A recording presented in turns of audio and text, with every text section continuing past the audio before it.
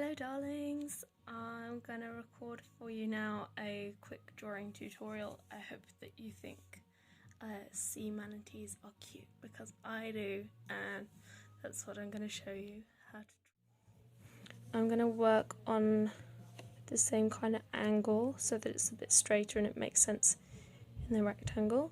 And then the first thing you need to do is kind of draw the semicircle. This can be rough. I'm gonna refine it as we go along.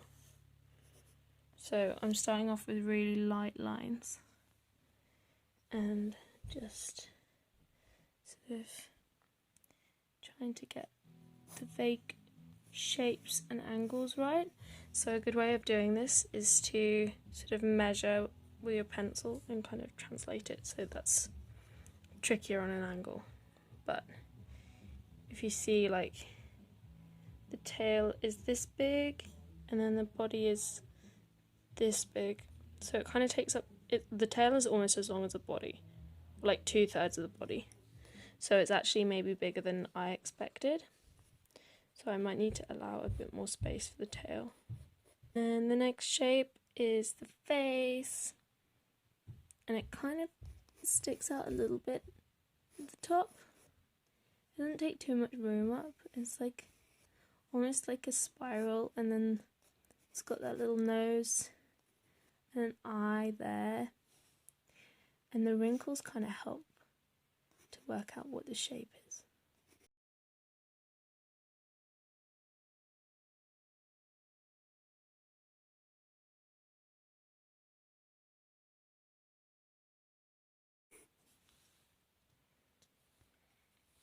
The next thing we need to do is get those nice paddles in.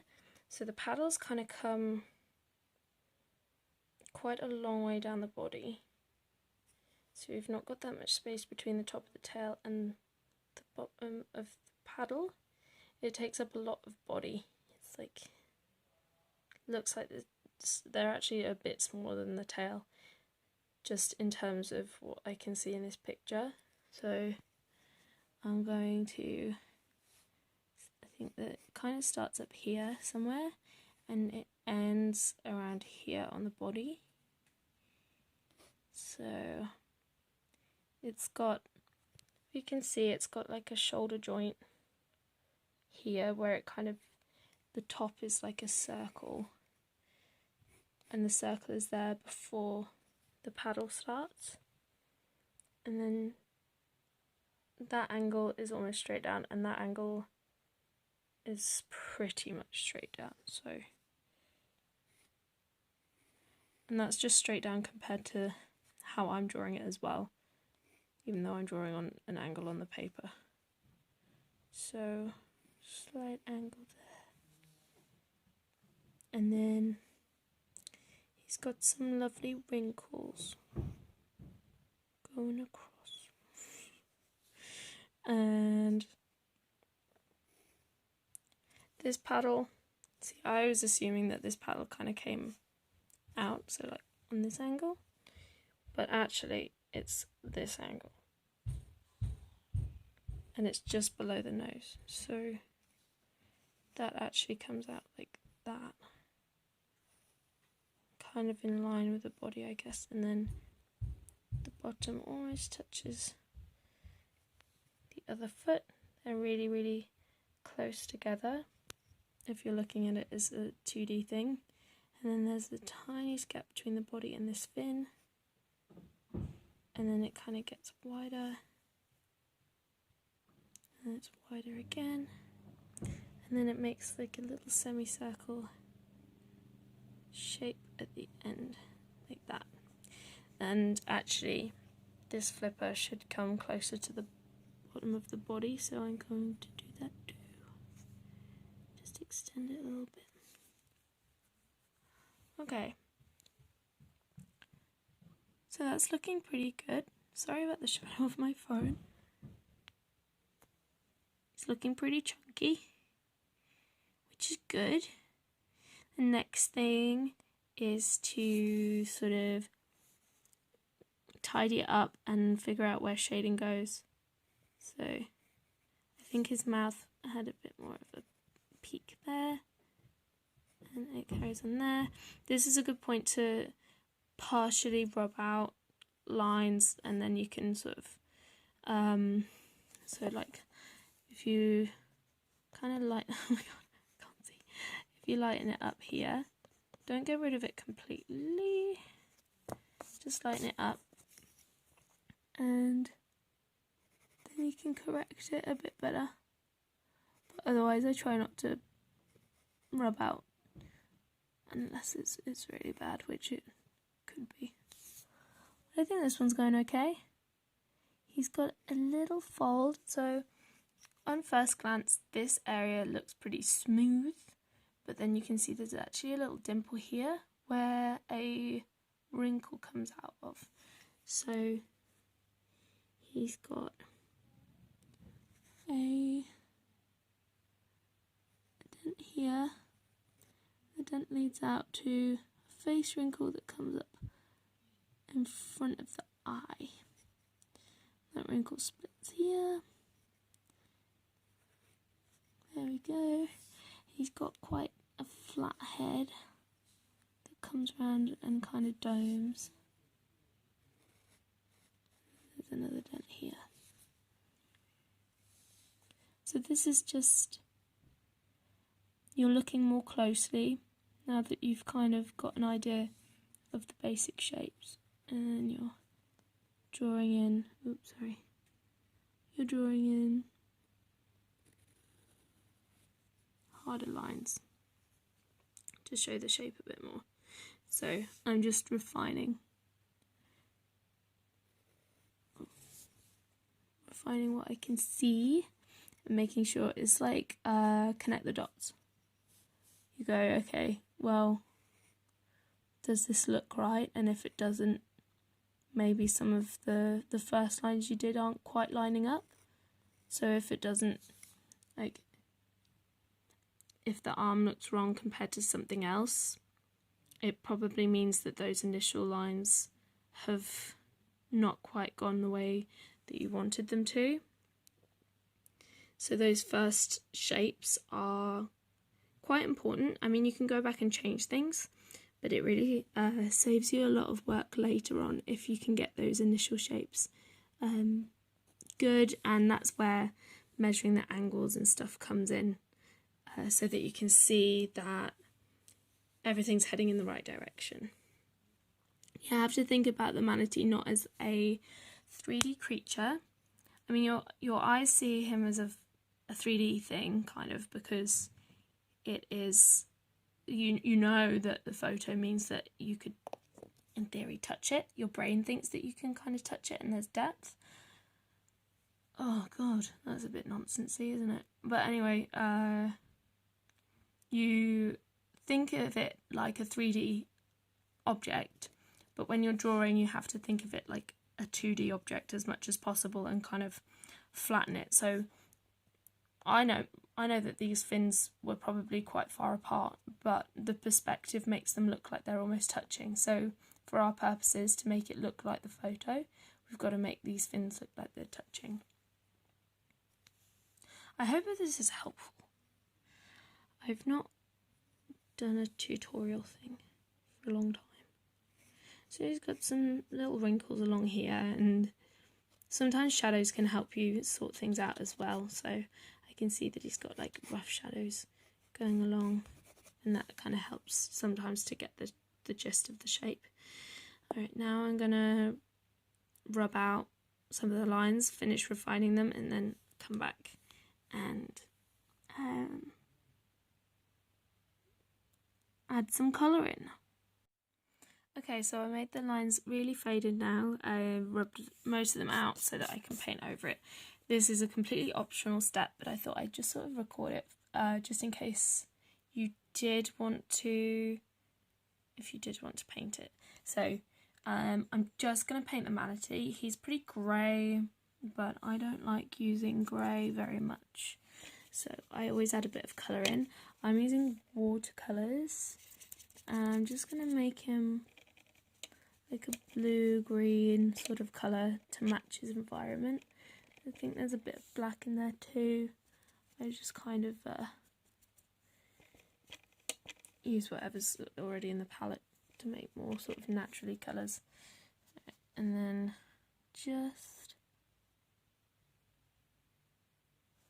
pop that paint in. I've gone over the lines, but it just means it'll be a bit more chunky. I should really film in daylight, but I like drawing in my bedroom,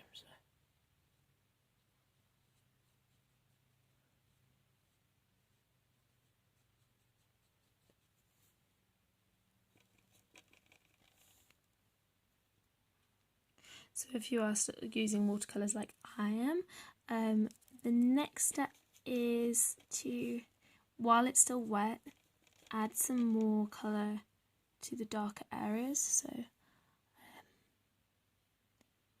you just pop some paint in down this side, because that's where the shadow is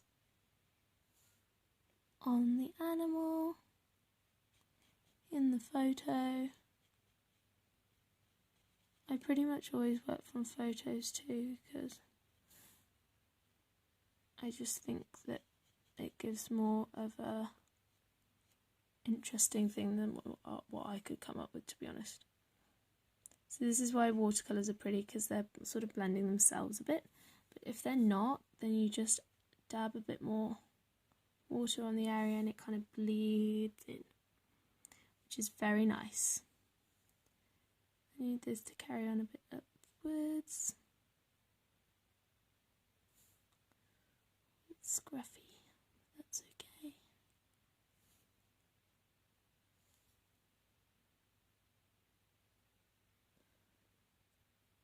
Alright, and I've kind of lost the line for where its other fin is. I cannot see it, so I'm just going to kind of guess, because I know it was around here somewhere, and then I'll draw it back in later. It'll be fine. This is the thing, is, you know, don't take it too seriously.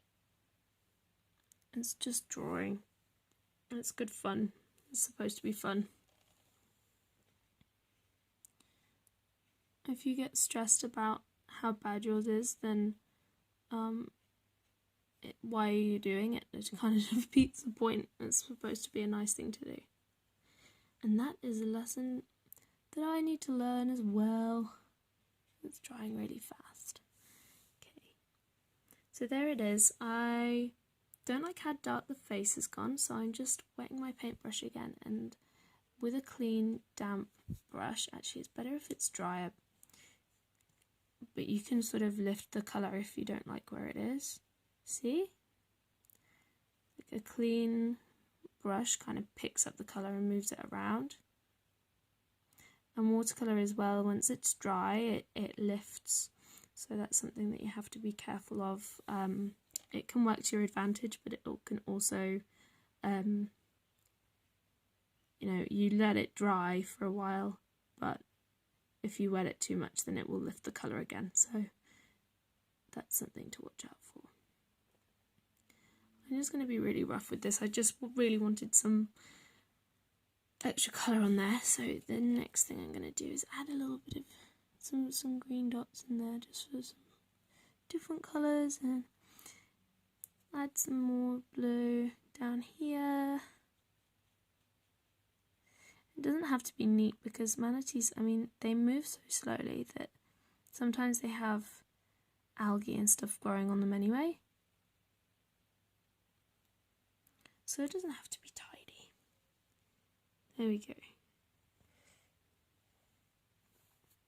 So, does it look like the real thing?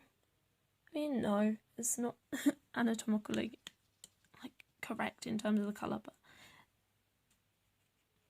bright colours are nice. So the next stage of your dugong or manatee is I'm going to go in with some pencil and shade it in. So now the watercolour's dried, you can still make out some of the lines underneath. It's enough to give you something to go on in my experience. And also you can just draw over the top, although if you have done the watercolour layer, you might find that it'll lift if you erase it too much. So that is something to watch out for. So it could fade the paint if you erase a lot. So a way to avoid that being necessary if you have done watercolour is just make sure if you rub out, or if you once you put the pencil on, just go nice and light until you kind of know a bit more about what you're doing. You're filling in this nose area, figuring out where the shading goes.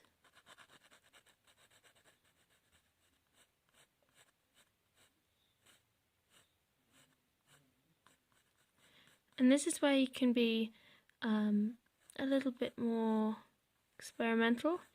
You may want to make it really blurred and realistic, like make sure each individual line is not visible. So you're sort of doing a very gentle shade so that it just sort of builds up tone. You can even smudge that with your fingers. I prefer, well, I do that sometimes, but I'm a bit quicker at sort of hatching more sort of scruffy lines. And that works just fine. It's good to sort of do them in a direction to give an idea of the volume. What I mean by that is this head is curved backwards, so this area is in the foreground, this area is dropping into the background. Like with a circle, you're thinking about shading the area that's furthest away. So I'm going to kind of do lines in the direction of where's furthest away to where's closer. And then the wrinkles are a really good example of this. We have the shading here across, but we also have the shadow here. And if you'll notice, because the light is behind him, the darkest area is actually right in the middle between the light and then a lighter edge. Hello guys, I'm starting the dugong again on a fresh day with slightly better light, and if the video looks extra wobbly it's because somebody is hungry for attention, aren't you, darling? Hey, this is Storm. Now I'm going to make different decisions potentially as I go along, just based on how I think the picture's looking. But instead of using a regular pencil, I've decided that over the top of the paint, it would look better if I use a blue coloured pencil. So that's what I'm going to use. I'm only going to use this pencil, I think. So feel free to just use one pencil. Just make sure that you're varying the pressure you put on, so you've got some lighter lines and some darker lines, just because the end result will look a bit more thoughtful, I suppose. So today I've decided with the coloured pencil that instead of doing the lines like I was doing before, I'm going to do sort of shading, so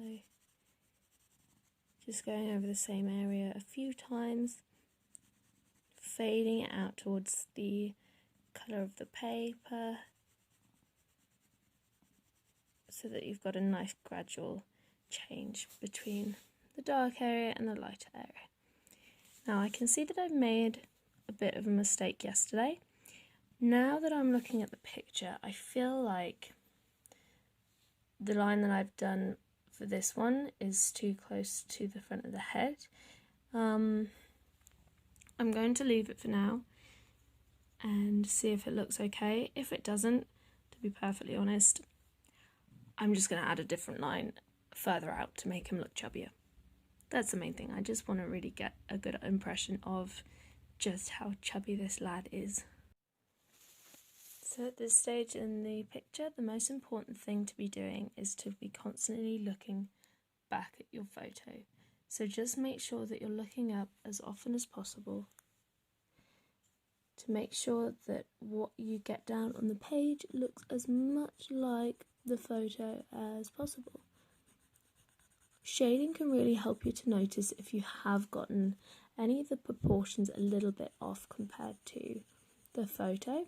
You might notice, for example, when you're drawing in the wrinkles, that it doesn't look quite how you want it to look. And that's completely fine, that's normal. Sometimes as well, drawing lines in the right place at the initial stage ends up looking like the lines will look really weird. And then when you fill them in, you'll realise that actually they're correct. But yes, at this stage, the most important thing is just continually reviewing it, checking the photo, checking what you've drawn, and just seeing if it's matching up to what you want. So I've decided to stylise my manatee a little bit. I'm going to sort of exaggerate reality, just to make him a bit more of a character rather than something that's realistic. So I'm going to, you can see there's a lot of shadow around his eye, so much so that it almost looks like there isn't an eye there. It's just a hole. That's a bit creepy. So I've decided on my version, I'm just going to have a little dot so that he's got a little eye. You can tell exactly what that is, and it looks a bit cute. I've done the same for the nostrils. You can't really see them very much in the original picture. They're just light areas. And I'm going to exaggerate that. I'm also going to exaggerate how chunky his little mouth looks. There we go. That's kind of cute. Oops, sorry. There we go. The other thing I'm going to do is add a bit of an outline on the areas, just to make him look a bit more sort of deliberately stylized.